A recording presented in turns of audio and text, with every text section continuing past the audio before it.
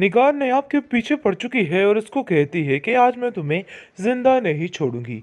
आज जो कुछ भी हुआ है मेरे बेटे के साथ, हर चीज़ की जिम्मेदार सिर्फ और सिर्फ तुम हो। और तुमने ही ये सब कुछ किया है। तुम्हें इस बात की माफ़ी कभी भी नहीं मिलेगी। जिसको सुनकर तानिया कहती है कि आंटी, मैं तो आपको पहले ही समझा समझा के थक गई। इन सारी बातों की जिम्मेदार सिर्फ और सिर्फ ये लड़की है, और इसकी वजह से ही सारे मामलात ख़राब हो रहे हैं।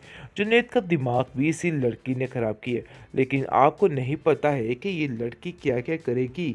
मज़ीद ऐसा ना कुछ हो, इसलिए आपको इस जंगल से जान छुटवानी होगी और सारा काम तमाम करना होगा। लेकिन पता नहीं क्यों जावियर किस चीज़ की देरी कर रहा है। जुनैद, तुम क्यों समझाने की कोशिश नहीं करे जावियर को। उसको बोलो कि इस जंगल से बाहर निकल आए। इसको सुनकर जुनैद कहता है कि तुम तो अपनी ज़ुबान बंद ही रखो। आखिर तुम क्या चाहती हो, मुझे तो समझ ही नहीं आ रही है कि आखिर मेरी माँ को भड़का भड़का कर तुम्हें क्या हासिल होगा। माँ उसकी भी कुछ कम नहीं है, उससे 10 हाथ आगे है। इसलिए अब देखेंगे कि नयाब को काफ़ी तसल्ली देता है और कहता है कि तुम्हें परेशान होने की ज़रूरत नहीं है। मैं तुम्हारा साथ देता रहूँगा और कभी भी तुम्हारा साथ नहीं छोड़ूंगा, और तुम्हें तुम्हारा हक दिलवा कर ही दम लूँगा। जिस पर नयाब कहती है कि भाईजान, आपके मेरे ऊपर बहुत से एहसानात हैं, लेकिन पता नहीं क्यों मुझे ऐसा लगता है आज आपकी जो हालत है सिर्फ़ और सिर्फ़ मेरी वजह से है। काश मैं आपको अंदर ना डालती, लेकिन आप ही अटक कर खड़े हो चुके थे, जिसकी वजह से मजबूरन आपको अंदर डालना पड़ा। खैर, अब देखेंगे कि बहुत ज़्यादा रो रही है बेचारी और कहती है कि मैं जाकर सबको बार-बार बताने की कोशिश करूँगी कि आप पर ये इल्ज़ामात लगाने छोड़ दें और दिल से सारी बातें निकाल दें। आपका इन सब बातों में कोई भी कसूर नहीं है, बल्कि जो कुछ हुआ था सब कुछ मैंने ही किया था, और मेरे कहने पे ही आपको खामोशी इख्तियार आ रहा है। करनी इस टेंशन की वजह से उसका एक्सीडेंट हो जाता है। लेकिन आप देखेंगे कैसे ही निगार को इस चीज़ का इल्म होता है कि ये सब कुछ हो गया है, तो वो काफ़ी ज़्यादा परेशान होती है और सोचती है कि काश वो अपने बेटे की बात मान ही जाती, क्योंकि वो जानती है कि जो कुछ हो रहा है सरासर गलत हो रहा है, लेकिन फिर भी जानबूझकर इन सब बातों में साथ दे रही है। लेकिन फ़िलहाल खामोश है। लेकिन बहुत जल्द वो माफ़ी मांगने वाली है और इन सब चीज़ों का गुफारा अदा करने वाली है, क्योंकि वो जानती है कि माफ़ी अदा करने के अलावा और कोई भी ऑप्शन नहीं है और वो जुनैद को ऐसे दोबारा हासिल नहीं कर सकती है। लेकिन नयाब को उस बेचारी का उस घर में रहना बहुत मुश्किल हो चुका है। सब घर वालों ने उससे मुंह मोड़ लिया है। लेकिन जैसे ही उसने एक दफ़ा आवाज़ उठाई अपने बारे में, तो सब कुछ ठीक हो गया और वही आवाज़ काश वो पहले ही उठा लेती तो सब कुछ बेहतर हो जाता। दादी उसको समझाती है, किस तरह खामोश रहने से कुछ भी नहीं होगा। तुम्हें अपने हक में खुद आवाज़ उठानी होगी।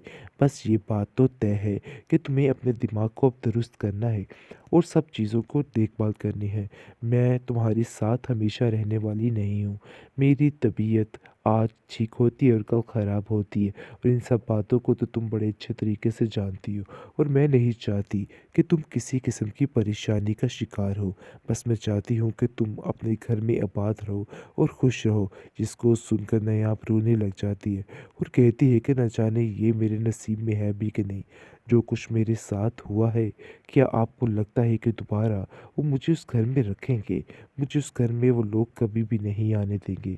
जिसको सुनकर दादी कहती है कि तुम हौसला मत हारो। एक दिन ज़ावियार खुद आएगा और तुमसे माफ़ी मांगकर तुम्हें इस घर से ले जाएगा। देख लेना, मेरा तुमसे वादा है, एक दिन ऐसा आएगा और ऐसा ही होगा। बेहतरीन ट्रॉमा सीरियल दिल नादान की इस एपिसोड में आप देखेंगे कि जुनैद ने इन सारी बातों पर अपने दिल पर लगा लिया है और वो बहुत ज़्यादा बेचैन और बेकरार हो जाता है। पहले तो जाकर उसको तलाक देता है तानिया को और वो काम ख़त्म करता है।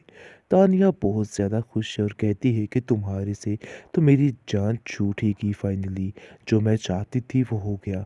लेकिन दुर्दाना उसको समझाती है कि देखो, तुमने बहुत बड़ी गलती कर दी है, तुम्हें इन चीज़ों का अंदाज़ा नहीं हो रहा, लेकिन जब तुम्हें एहसास होगा तो फिर तुम्हें समझ आएगी, क्योंकि ज़ावियार भी कभी तुम्हारे हाथ नहीं आने वाला।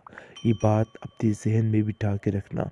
तुम अगर ये समझ रही हो कि ज़ावियार तुम्हारे हाथ आ जाएगा, तो ऐसा नहीं होने वाला है। यानी कि अब जाकर समझ आएगी तानिया को कि उसने क्या कर दिया है। और दूसरी तरफ ड्रामा रचा रही होती है और रो रो कर निगार को कहती है कि देख लीजिए कि आपके बेटे जुनैद ने मेरे साथ क्या किया है। अब इस चीज़ का कैसे आप सारा कफारा भुगतेंगी और क्या करेंगी। आगे से वो कहती है तुम फिक्र मत करो, बहुत जल्द इस नयाब की जान भी इस घर से छूटने वाली है। तुम्हारा सारा मकसद पूरा होगा, तुम्हें मैं इस घर की बहू ज़रूर बनाऊंगी और ज़ावियार तुम्हें ज़रूर मिलेगा। जिसको सुनकर वो बहुत ज़्यादा खुश हो जाती है और चहचहाने लग जाती है, लेकिन ये बात किसी को महसूस नहीं कराती है। खैर आप देखेंगे कि दूसरी तरफ सदमा ले चुका है बेचारा जुनैद, क्योंकि वो जानता है कि हर कोई उससे दूर हो चुका है और तरह तरह की बातें करते हैं, और जिसकी वजह से उसकी माँ भी, जब अब उसने देखा कि उसकी माँ भी उससे दूर हो चुकी है, तो ये बात का वो सदमा ले बैठा और सोचता है कि आखिर नया पर उस पर इस तरह के इल्ज़ामात लगाए जा रहे हैं, बिल्कुल बेबुनियाद है, और कैसे इन सारे इल्ज़ामात को वो मिटाएगा, क्योंकि जैसा रवैया ज़ावियार ने उसके साथ रखा और दूसरी तरफ गज़नफ़र ने भी उसका जो हाल किया है, उसे वो सारा कुछ नहीं भूल पा रहा है। इस टेंशन की वजह से उसका एक्सीडेंट हो जाता है। लेकिन आप देखेंगे कैसे ही निगार को इस चीज़ का इल्म होता है कि ये सब कुछ हो गया है, तो वो काफ़ी ज़्यादा परेशान होती है और सोचती है कि काश वो अपने बेटे की बात मान ही जाती, क्योंकि वो जानती है कि जो कुछ हो रहा है सरासर गलत हो रहा है, लेकिन फिर भी जानबूझकर इन सब बातों में साथ दे रही है। लेकिन फ़िलहाल खामोश है, लेकिन बहुत जल्द वो माफ़ी मांगने वाली है और इन सब चीज़ों का कफ़ारा अदा करने वाली है, क्योंकि वो जानती है कि माफ़ी अदा करने के अलावा और कोई भी ऑप्शन नहीं है और वो जुनैद को ऐसे दोबारा हासिल नहीं कर सकती है। लेकिन नयाब को, उस बेचारी का उस घर में रहना बहुत मुश्किल हो चुका है। सब घर वालों ने उससे मुंह मोड़ लिया है, लेकिन जैसे ही उसने एक दफ़ा आवाज़ उठाई अपने बारे में, तो सब कुछ ठीक हो गया, और वही आवाज़ काश वो पहले ही उठा लेती तो सब कुछ बेहतर हो जाता। दादी उसको समझाती है, किस तरह खामोश रहने से कुछ भी नहीं होगा, तुम्हें अपने हक में खुद आवाज़ उठानी होगी। बस ये बात तो तय है कि तुम्हें अपने दिमाग को अब दुरुस्त करना है और सब चीज़ों को देखभाल करनी है। मैं तुम्हारे साथ हमेशा रहने वाली नहीं हूँ। मेरी तबीयत आज ठीक होती है और कल ख़राब होती है, और इन सब बातों को तो तुम बड़े अच्छे तरीके से जानती हो, और मैं नहीं चाहती कि तुम किसी किस्म की परेशानी का शिकार हो। बस मैं चाहती हूँ कि तुम अपने घर में आबाद रहो और खुश रहो। जिसको सुनकर नयाब रोने लग जाती है और कहती है कि न जाने ये मेरे नसीब में है भी कि नहीं, जो कुछ मेरे साथ हुआ है, क्या आपको लगता है कि दोबारा वो मुझे उस घर में रखेंगे? मुझे उस घर में वो लोग कभी भी नहीं आने देंगे। जिसको सुनकर दादी कहती है कि तुम हौसला मत हारो, एक दिन ज़ावियार खुद आएगा और तुमसे माफ़ी मांगकर तुम्हें इस घर से ले जाएगा। देख लेना, मेरा तुमसे वादा है, एक दिन ऐसा आएगा और ऐसा ही होगा।